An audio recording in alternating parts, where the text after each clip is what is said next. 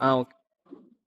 இப்போ நம்ம அடிமுறை ஆயுத பெருக்கத்தில் ஒரு தற்காப்பு டெக்னிக் பார்க்குறோம். இப்போ கத்தியால் குத்த வரும்பொழுது எப்படி அந்த ஆயுதத்தை பறிக்கிறது அப்படிங்கிற ஒரு டெக்னிக். நிறைய டெக்னிக் இருக்குது, அதில் ஒன்று. இப்போ சாதாரணமாக பார்த்தீங்கன்னா குத்து வரும். கூட நம்ம குத்து தட்டி பண்ணால் கை நல்ல காலம் முக்கியமான தடை. நான் திரும்ப ஸ்லோவா செய்வாங்க. நான் என்ன பண்ணேன்னா முன்னாடி அது தடுத்து உள்ள இருக்கிற காலத்துல கையை மறி வரக்கூடாது.